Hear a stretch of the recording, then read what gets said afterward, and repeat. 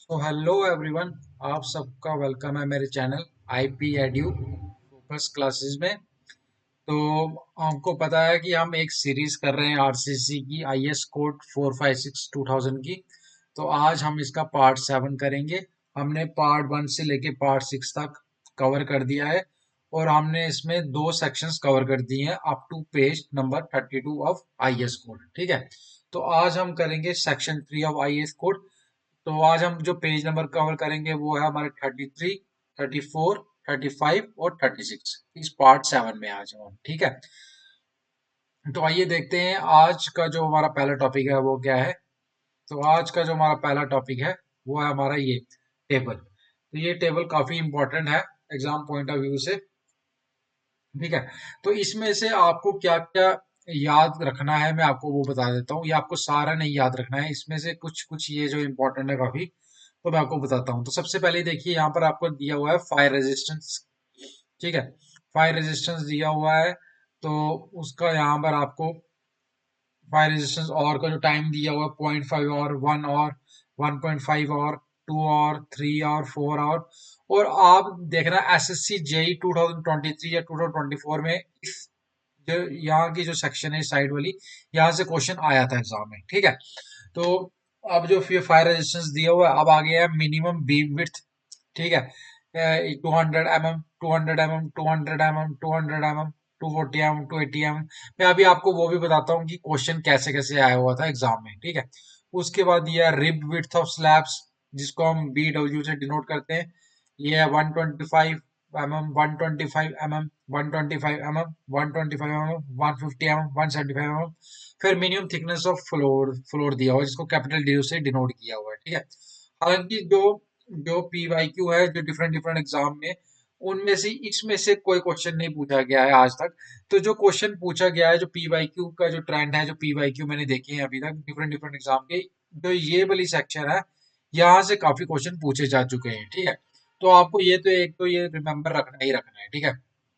अगर आपको कुछ एक्स्ट्रा भी इसमें ऐड ऑन करना है तो आप ये भी पढ़ सकते हो, लेकिन जो इसमें मोस्ट इंपॉर्टेंट है वो ये वाला सेक्शन है मिनिमम थिकनेस ऑफ फ्लोर्स तक। ठीक है। तो मैं आपको सबसे पहले बताता हूँ फायर रेजिस्टेंस यहाँ पर दिया हुआ है और में दिया हुआ है। सबसे पहले 0.5 और है, इसकी मिनिमम बीम विड्थ है 200 mm। ठीक है। वैसे ही 1 और है, इसकी मिनिमम बीम विड्थ है 200 mm। ठीक है। फिर 1.5 और है, इसकी मिनिमम बीम विड्थ है 200 mm। फिर 2 और है, इसकी मिनिमम बीम विड्थ है 200 mm। फिर 3 और है, इसकी मिनिमम बीम विड्थ है 240 mm।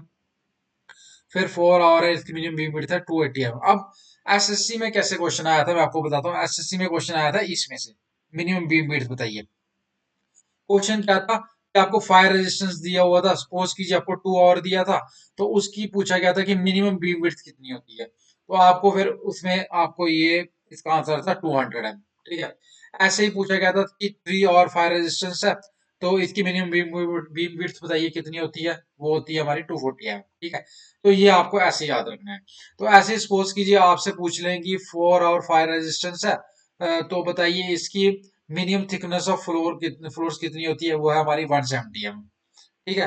सपोज कीजिए आपसे पूछ ले 4 और हमारा फायर रेजिस्टेंस है, तो इसकी रिब मिनिमम जो हमारी रिब विड्थ ऑफ स्लैब होती है वो कितनी होती है। वो होती है हमारी 175 mm। ठीक है। तो आई होप आपको ये पता चल गया होगा इसमें से क्वेश्चन कैसे आते हैं। Same as it is data दिया होगा कि फायर रेजिस्टेंस में आपको ये दिया होगा कि सपोज कीजिए 3 और है, 4 और है, तो आपसे पूछ लेंगे या तो मिनिमम बीम विड्थ बताइए इसकी कितनी है, या तो आपसे पूछ लेंगे रिब विड्थ ऑफ स्लैब बताइए, या पूछ लेंगे मिनिमम थिकनेस ऑफ फ्लोर बताइए। ठीक है। अगर आपको पढ़ना है तो ये भी पढ़ सकते हो, ये एड ऑन पढ़ सकते हो, लेकिन जो मोस्ट इंपॉर्टेंट है, जो मैंने PYQ डिफरेंट डिफरेंट एग्जाम के जितने भी देखे हैं, मोस्ट इंपॉर्टेंट है वो इनमें से ही इस सेक्शन में से क्वेश्चन आए हुए हैं। यहाँ से लेके मिनिमम बीम विड्थ से लेके मिनिमम थिकनेस ऑफ फ्लोर तक इस सेक्शन में से क्वेश्चन आए हुए हैं एग्जाम में, जो PYQ मैंने डिफरेंट डिफरेंट एग्जाम्स के देखे हैं। ठीक है। तो आई होप आपको ये अच्छे से समझ आ गया होगा। तो अब अगला नेक्स्ट टॉपिक देखते हैं इसका। ठीक है। तो इसका नेक्स्ट टॉपिक है हमारा हमारा इफेक्टिव स्पैन। ठीक है। सबसे पहले हम बात करेंगे इफेक्टिव स्पैन की, सिंपली सपोर्टेड बीम और स्लैब की। ठीक है। मतलब कि सिंपली सपोर्टेड बीम भी हो सकता है और स्लैब भी हो सकता है। ठीक है। इन दोनों की इफेक्टिव स्पैन का क्या कैसे निकालते हैं वो देखते हैं हम। आइए सबसे पहले हम इसकी थ्योरेटिकल जो दिया हुआ वो पढ़ते हैं, ठीक है। The effective span of A member that is not built interiorly with its sports shall be taken as clear span plus the effective depth of the slab or beam or center to center of sports whichever is less, ठीक है। सबसे पहले तो मैं आपको clear span बताता हूँ ये क्या होता है। देखिए सपोज कीजिए हमको सिंपली सपोर्टेड बीम दिया है या सिंपली सपोर्टेड स्लैब दिया है, ठीक है। जो हमारी ये स्पोर्ट्स दी है, ठीक है, ये हमारी सपोर्ट है, दो सपोर्ट है। तो जो सपोर्ट के जो हमारा इनर फेस का जो डिस्टेंस होता है यहां से लेके यहां तक जो इनर डिस्टेंस होता है हमारा, इसको हम कहते हैं क्लियर स्पैन, ठीक है। ये मैं एक बार फिर से रिपीट कर देता हूँ। ये हमको दो स्पोर्ट दिए, ये हमारी स्पोर्ट 1 है, ये हमारी स्पोर्ट 2 है। जो हमारे इनर फेस है यहां से लेके अंदर का जो फेस है यहां से लेके यहां तक जो ये डिस्टेंस है इसको हम कहेंगे क्लियर स्पैन, ठीक है। आई होप ये आपको अच्छे से पता चल गया होगा क्लियर स्पैन क्या होता है, ठीक है। तो ये जो टॉपिक है ना ये हम आरसीसी जब पढ़ेंगे हम इसको और अच्छे से कवर करेंगे विद न्यूमेरिकल्स, इसमें से न्यूमेरिकल कैसे बनते हैं। अभी हम इसके सिर्फ एक तरीके का फॉर्मूला देख रहे हैं कि इफेक्टिव स्पैन जो हम निकालते हैं सिंपली सपोर्टेड बीम और स्लैब के लिए उसका फॉर्मूला क्या होता है। अभी हम सिर्फ ये पढ़ रहे हैं, ठीक है। जब हम आरसीसी कवर करेंगे तो हम इन डेप्थ देखेंगे कि इसमें से न्यूमेरिकल कैसे आते हैं एग्जाम में, ठीक है। तो आइए सबसे पहले देखते हैं कि इफेक्टिव स्पैन का जो मैंने आपको थ्योरेटिकल डाटा तो बता दिया, ठीक है। अब इफेक्टिव स्पैन को हम डिनोट करते हैं L E F F, L effective, ठीक है। एल नॉट होता है हमारा क्लियर स्पैन, जो मैंने आपको बताया कि इनर डिस्टेंस यहाँ से एक स्पोर्ट से लेके दूसरे स्पोर्ट का इनर डिस्टेंस होता है, इंटरफेस डिस्टेंस होता है, उसको हम क्लियर स्पैन कहते हैं, उसको हम एल नॉट से डिनोट करते हैं। और डी, डी हमारा हो गया स्मॉल डी है, ये हमारा हो गया इफेक्टिव डेप्थ, ठीक है। इफेक्टिव डेप्थ क्या होती है, ओवरऑल डेप्थ क्या होती है, ये हम अगले जो हमारा अगला लेक्चर आएगा उसमें हम डिटेल में कवर करेंगे, ठीक है। और ये हमारा एल नॉट हमारा आ गया फिर से क्लियर स्पैन। और ये लिखा है W/2 प्लस W/2, ये हमारा है सेंटर टू सेंटर जो हमारा डिस्टेंस है वो हमने लिया हुआ है ये, ठीक है, जो सेंटर टू सेंटर डिस्टेंस है। अब इन्होंने बोला है कि हम जो effective span simply supported beam और स्लैब के निकालते हैं वो लेते हैं clear span plus effective depth of slab और बीम और centre to centre of support whichever is less, ठीक है। तो ये मैंने आपको बताया कि हम न्यूमेरिकल अच्छे से कवर करेंगे आरसीसी में, ठीक है। तो अभी मैं आपको सिंपल इसके थ्योरेटिकल में डाटा है वो बता रहा हूँ आपको, ठीक है। तो effective depth of simply supported beam और स्लैब हम ऐसे निकालते हैं कि clear span plus effective depth और क्लियर स्पैन जो हमारी होती है और सेंटर टू सेंटर स्पोर्ट्स और स्पोर्ट्स का जो सेंटर टू सेंटर होता है, ठीक है। इन दोनों में से जिस जो भी हमारी मिनिमम वैल्यू निकलेगी वो हमारी होगी effective depth of effective span of simply supported beam और स्लैब, ठीक है। सपोज कीजिए इसकी हमारी वैल्यू निकली 1750, ठीक है, और इसकी हमारी वैल्यू निकली 1850, ठीक है। इन दोनों में से जो मिनिमम वैल्यू होगी ना वो होगी हमारी effective span of simply supported beam और स्लैब। अब ये 1750 हमारा ये निकला तो इसका मतलब कि 1750 हमारा इफेक्टिव स्पैन है सिंपली सपोर्टेड बीम का और स्लैब का, ठीक है। आई होप ये आपको अच्छे से थ्योरेटिकल जो डाटा है वो अच्छे से एक तरीके से क्लियर हो गया होगा। मैं आपको एक बार फिर से अच्छे से बता देता हूँ कि जो हम इफेक्टिव स्पैन निकालते हैं सिंपली सपोर्टेड बीम और स्लैब का वो हम कैसे निकालते हैं कि हम इन दोनों में से जो मिनिमम वैल्यू आती है वो हमारी इफेक्टिव स्पैन होती है। इन दोनों में से पहला हमारा क्लियर स्पैन ये रहा हमारा इनर टू इनर डिस्टेंस दो स्पोर्ट के बीच का प्लस डी, ये डी है हमारी इफेक्टिव डेप्थ, ठीक है, इफेक्टिव डेप्थ, ठीक है। अब मैं आपको आगे लेक्चर में ये भी बताऊंगा कि हम इफेक्टिव डेप्थ कैसे निकालते हैं, ठीक है। फिर दूसरा पॉइंट है हमारा सेंटर टू सेंटर, ये हमारा सेंटर टू सेंटर जो स्पोर्ट है वो उसकी वैल्यू, ठीक है। इन दोनों में से जो भी मिनिमम होगा वो हमारा इफेक्टिव स्पैन होगा सिंपली सपोर्टेड बीम का और स्लैब का, ठीक है।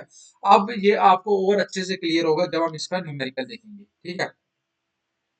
तो आइए हम अगला देखते हैं नेक्स्ट। ये है हमारा कॉन्टिन्यूस बीम और स्लैब, ठीक है। अब हमारा जैसे हमने देख लिया सिंपली सपोर्टेड बीम और स्लैब, अब हम देख रहे हैं कॉन्टिन्यूस बीम और स्लैब, ठीक है। देखिए सबसे पहले in the case of continuous beam और slab if the width of the support, जो हमारी विड्थ है स्पोर्ट की, is less than the 1/12 of the clear span, the effective span shall be as in 22.2 A, ठीक है। मतलब कि इनके कहने का मतलब है कि अगर जो हमारी विड्थ है हमारे स्पोर्ट की, ठीक है, अगर वो लेस देन होगी 1/12 ऑफ द क्लियर स्पैन, तो जो हमारी इफेक्टिव स्पैन होगी वो हम लेंगे जो हमारी क्लॉज 22.2 ए में होगी। मतलब कि क्लॉज 22.2 ए क्या है, वो है हमारा ये ये है हमारा क्लॉज 22.2 ए। ठीक है, अगर ये इतनी होगी तो ठीक है, मतलब कि सेम केस यही अवेलेबल होगा अगर हमारी जो विड्थ है हमारी स्पोर्ट की, अगर वो लेस देन होगी 1/12 ऑफ द क्लियर स्पैन से। ठीक है, तब हम जो सेम केस जो हमने ये सिंपली सपोर्टेड बीम का और स्लैब का लगाया है, सेम केस तब हम कॉन्टिन्यूस बीम और स्लैब स्लैब के अंदर भी यही लगाएंगे। तभी लगाएंगे अगर हमारा जो विड्थ होगी हमारी सपोर्ट की, वो हमारी लेस होगी 1/12 ऑफ द क्लियर स्पैन। ठीक है, ये हमारी ये कंडीशन होगी कॉन्टिन्यूस बीम और स्लैब की। अब अगला देखते हैं। अब if the supports are wider than 1/12 of the clear span. ठीक है, अब देखिए, अब जो विड्थ है स्पोर्ट की जो 1/12 क्लियर स्पैन से ज्यादा है, ठीक है, और 600 mm, जो एवरेज लेस कोई भी होगी, the effective span shall be taken as under. अगर हमारी जो स्पोर्ट की विड्थ है 1/12 ऑफ क्लियर स्पैन से ज्यादा है, या 600 और 600 इन दोनों में से कोई भी लेस है, ठीक है, तब हम इफेक्टिव स्पैन हमारी इन तीन कंडीशनों के ऊपर डिपेंड करेगी। तब हम ऐसे इन तीन कंडीशनों से इफेक्टिव स्पैन निकालेंगे हमारी किस चीज की, कॉन्टिन्यूस बीम की और स्लैब की। ठीक है, या अभी आपको ऊपर ऊपर से अच्छे से समझ नहीं आ रहा होगा मुझे लगता है, क्योंकि अभी इसमें हम न्यूमेरिकल, जब हम इसमें न्यूमेरिकल करेंगे ना, तब आपको और अच्छे से समझ आएगा कि इसको निकालते कैसे हैं, तब आपको और अच्छे से क्लियर होगा। ठीक है, अभी मैं सिर्फ आपको थ्योरेटिकल डाटा बता रहा हूँ, जो हमारे आईएएस कोड के हिसाब से डाटा है, वो अभी सिर्फ आपको मैं वो बता रहा हूँ। ठीक है, आप इनमें कंडीशन बनती कैसे हैं, किस किस कंडीशन में कैसे कैसे वैल्यूज आती हैं, वो अभी सिर्फ मैं आपको वो बता रहा हूँ। ठीक है, अब देखिए, पहली कंडीशन है, देखिए सबसे पहले हमने, मैं एक बार फिर से रिपीट करता हूँ, कॉन्टिन्यूस बीम और स्लैब में सबसे पहले कंडीशन तो हमने देखी कि अगर हमारी जो विड्थ होती है सपोर्ट की, अगर वो लेस देन होगी 1/12 ऑफ द क्लियर स्पैन की, तब हम वही केस लेंगे इफेक्टिव स्पैन निकालने के लिए जो हमने लिया है सिंपली सपोर्टेड बीम का और स्लैब का। ठीक है, अब अगर हमारी विड्थ वाइडर हुई 1/12 क्लियर स्पैन के और 600 mm के बीच, एवरेज लेस जो भी लेस मिलेगी, तब हम इफेक्टिव स्पैन की वैल्यू लेंगे।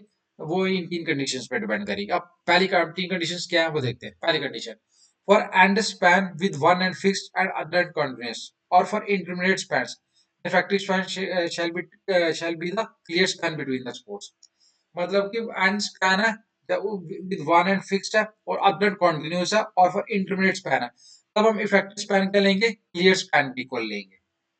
ठीक है, अब नेक्स्ट कंडीशन है for end span with one end free and other end continuous.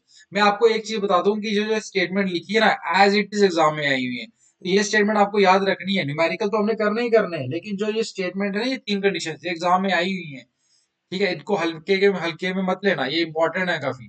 ठीक है, for end span with one end free and other end continuous, effective span shall be equal to the clear span plus half the effective depth of the beam or slab, or the clear span plus half the width of the discontinuous supports, whichever is less। ठीक है, उसके बाद third condition हमारी, in the case of spans with roller और rocker bearings, effective span shall be always be the distance between the centre of bearings. ठीक है, अब मैं आपको बताता हूँ, एक तो मैंने आपको ये बता दिया कंडीशन। ठीक है, अब इसमें से मैं आपको बताता हूँ क्वेश्चन कैसे आया हुआ है, जो पीवाईक्यू में आया हुआ है, मैं आपको बताता हूँ। देखिए, क्वेश्चन ये था कि ये क्वेश्चन आया था पहला point, for end span with one end fixed and other end continuous, और for intermediate spans effective span shall be the, ये अब ऑप्शन दिए हुए थे आगे, तो इसका आंसर था क्लियर स्पैन बिटवीन स्पोर्ट्स। तो ये स्टेटमेंट जो तीनों है, पहली दूसरी तीसरी, ये तीनों की तीनों आपको याद होनी चाहिए, ये एज इट इज आई हुई है, जो तीनों के तीनों एज इट इज आई हुई है। ये तो चलो एक तरीके का न्यूमेरिकल बन जाएगा कि इसकी भी कंडीशन थ्योरेटिकल भी आ सकती है, न्यूमेरिकल भी आ सकती है, लेकिन ये जो तीनों कंडीशन है ना, ये आपको एज इट इज याद रखनी है, ये एग्जाम में आई हुई है। ठीक है, आई होप आपको ये अच्छे से समझ आ गया होगा। ठीक है, अब हम नेक्स्ट देखते हैं। अब हमारा नेक्स्ट ये कैंटिलीवर के केस में, अब देखिए, अब हमने देखा अभी सिंपली सपोर्टेड बीम और स्लैब का, अब हम देखेंगे उसका कॉन्टिन्यूस बीम और स्लैब का देखा, अब हम कैंटिलीवर के से देखेंगे। कैंटिलीवर मतलब कि एक एंड हमारा फिक्स्ड होगा, दूसरा एंड हमारा फ्री होगा। ठीक है, उसके केस में इफेक्टिव लेंथ कैसे आएगी, देखिए अब, the effective length of a cantilever shall be taken as is length to the face of support plus half the effective depth except where it form the end of the continuous beam where the length to center of support shall be taken। ठीक है, ये आएगा हमारा clear span plus जो होगी हमारी half, वो जो हमारी इफेक्टिव डेप्थ होगी, ये आएगा सिंपल। ठीक है, अब फ्रेम्स के केस में, in the analysis of a continuous frame centre to centre distance shall be used, मतलब कि जो हमारा एनालिसिस हो कॉन्टिन्यूस फ्रेम में तब हम centre to centre distance use करेंगे, ठीक है। अब हमारा नेक्स्ट पॉइंट है, ये देखिए इंपॉर्टेंट है काफी, द फायर रेजिस्टेंस। अभी हमने फायर रेजिस्टेंस का एक टेबल भी देखा, of A structural element is expressed in terms of time in hours में हमने देखा 0.5 1 और 2, और अभी हमने पीछे देखा है इन अकॉर्डिंग विद IS 1641। अब देखिए, अब ये क्वेश्चन आया हुआ है PYQ में कि फायर रेजिस्टेंस का स्ट्रक्चरल एलिमेंट वाला जो IS कोड होता है वो हमारा क्या होता है, इसका आंसर है हमारा IS 1641, तो ये आपको याद रखना है, ठीक है। अब general requirement for fire protection और गिवन इन, जो हमारी जनरल रिक्वायरमेंट्स है फायर प्रोटेक्शन की वो कौन से आईएस कोड में गिवन है, वो गिवन है IS 1642 में। ये भी क्वेश्चन आ सकता है एग्जाम में। ये जो थर्ड पॉइंट है ये एग्जाम में आया हुआ है कि fire resistance of structural element का IS कोड क्या होता है, तो ये आया हुआ है। तो अब कैंटिलीवर के केस में क्या आया हुआ है, कैंटिलीवर के केस में सेम ये हमारे थ्योरेटिकल में क्वेश्चन आया था कि इफेक्टिव लेंथ के लिए इसका फॉर्मूला क्या होता है। इसका जो सिंपल फॉर्मूला मैं आपको बता देता हूँ, clear span plus half the effective depth, बस ये याद रखना है आपको, ठीक है।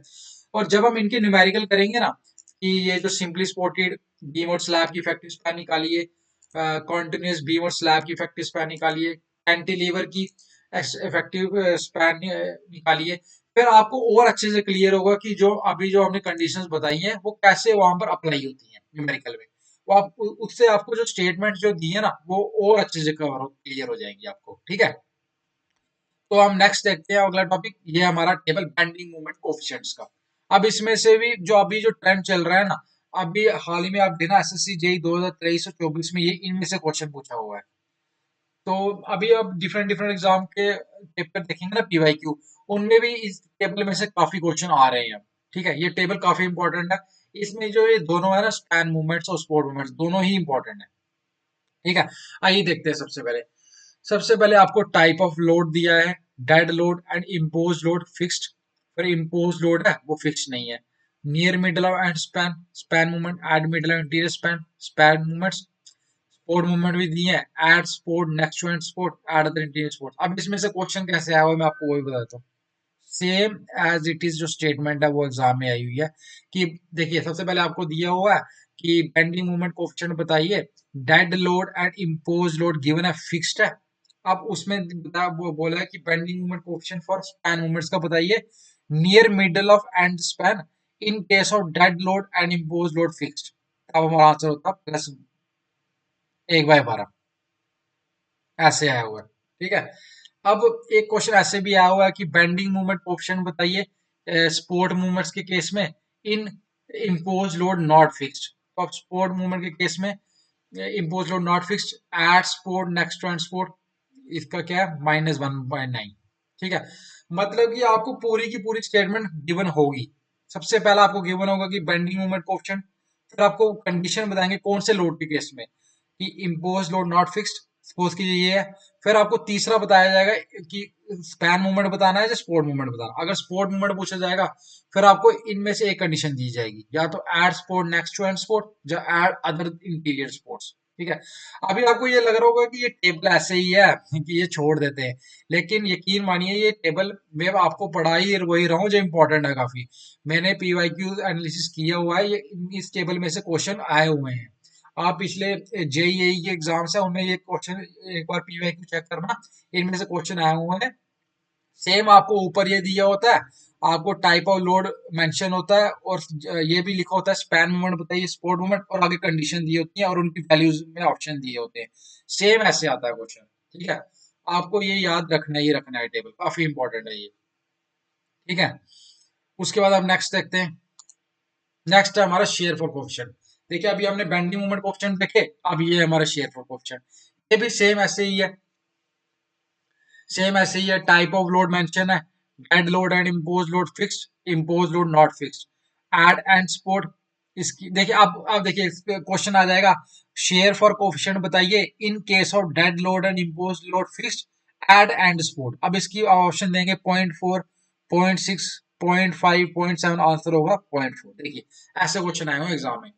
अब एक क्वेश्चन ऐसे पूछ लेंगे, शेयर फॉर कोएफिशिएंट बताइए in case of dead load and impose load fixed. अब कंडीशन दी जाएगी at all other interior supports, तब उसका आंसर क्या होगा, तब उसका आंसर होगा 0.5। अब ऐसे भी पूछ सकते हैं at support next to end support in case of outer side, तब इसका आंसर होगा 0.6। तो मतलब कि ये जो दोनों टेबल है ना, बेंडिंग मोमेंट कोफिशिएंट और ये शेयर कोफिशिएंट, ये आपको याद करने ही करने हैं किसी भी हालत में, ठीक है। जो ये स्टेटमेंट्स हैं ये आपको हर चीज मेंशन होगी एग्जाम में, जो पीवाई क्यू में आप चेक कर लीजिए बेशक, पीवाई क्यू में आपको दिया हुआ है ये एक बार, ठीक है। अब एक क्वेश्चन ऐसे भी आया हुआ है कि बेंडिंग मोमेंट कोफिशिएंट दिया है, तो अब आपको ये दिया dead loss and impose load fixed near middle and span eight middle और इंटीरियर स्पैन, इसमें से बताइए लेस देन ग्रेटर देन, ऐसे भी एग्जाम में क्वेश्चन आया हुआ है कि इसकी वैल्यू बताइए, कौन बड़ा कौन सी वैल्यू बड़ी होगी, कौन सी वैल्यू छोटी होगी, ऐसे भी एक बार एग्जाम में क्वेश्चन आया हुआ है, ठीक है। तो ये आपको टेबल याद रखना है। उसके बाद हमारा जो शेयर फॉर कोफिशिएंट का टेबल है, ये भी आपको याद रखना है, काफी इंपॉर्टेंट है, इसमें से क्वेश्चन आया हुआ है एक आधा, ठीक है। जो बेंडिंग मोमेंट कोफिशिएंट वाला ना, इसमें से तो आया ही हुआ है, और लेकिन ये जो शेयर फॉर कोफिशिएंट वाला है, ये भी आपको अच्छे से याद रखना ही रखना है, ठीक है। और अभी देखिए, अभी आपको लग रहा होगा कि ये टेबल इतना इंपॉर्टेंट नहीं है, लेकिन यकीन मानिए मैंने हर चीज आपको इंपॉर्टेंट ही पढ़ाई है अभी तक। अभी हम तीसरी सेक्शन चल रहे हैं, हम आईएस कोड की जनरल डिजाइन कंसिडरेशन की। आप पहली दो सेक्शन का पीवाईक्यू लगा के देख लीजिए एक बार, आपको लगेगा कि जो जो मैंने पढ़ाया है वो एग्जाम में बिल्कुल आया हुआ ही हुआ है, कि मैंने डाटा आपको बहुत बहुत इंपॉर्टेंट पढ़ाया है इन डेप्थ। पहले मैंने खुद देखा है कि पीवाईक्यू एनालिसिस किए हुए हैं, कैसे कैसे क्वेश्चन पूछे गए हैं, किस हिसाब से पूछे गए हैं, उसी के बाद मैंने आपको वही टू द पॉइंट जो जो इंपॉर्टेंट है वो आपको पढ़ा रहा हूँ मैं, ठीक है। तो ये टेबल आप ये दोनों आपको स्किप नहीं करने हैं, ये भी आपको याद करने हैं, ठीक है। तो आई होप आज का लेक्चर आपको अच्छे से समझ आया होगा। तो आज हमने आईएएस कोड के 33 से लेके 36 तक पेज कवर कर लिए हैं। अब नेक्स्ट लेक्चर में अगले पेजेस देखेंगे, ठीक है।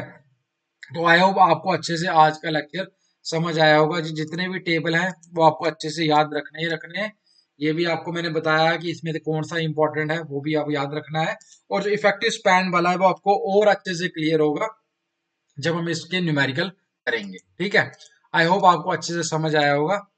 तो ये है, आपको मैं एक बार फिर रिकॉल करा दूं, जैसे कि मैंने आपको कुछ दिन पहले भी बताया था कि हम एसएससी जेई 2025 का civil engineering for full technical course launch कर रहे हैं, ओनली ऑन यूट्यूब में ही लॉन्च करेंगे। तो ये कोर्स 5 फरवरी 2025 से स्टार्ट होगा। तो इसमें जितने भी एसएससी जेई में जो एग्जाम में जो क्वेश्चन, जो हमारे सब्जेक्ट्स हैं सिविल इंजीनियरिंग के, सारे ए टू जेड कवर कराए जाएंगे, और चैप्टर वाइज हम कवर करेंगे विद पीवाईक्यू, ठीक है। तो मैंने आपको बताया भी था कि 5 फरवरी को जो हमारा सब्जेक्ट स्टार्ट होगा वो हमारा बिल्डिंग मटेरियल होगा, तो ठीक है। तो आज के लिए हम इतना ही रखते हैं। तो thank you very much, like कीजिएगा और सब्सक्राइब कीजिएगा और शेयर कीजिएगा, थैंक यू।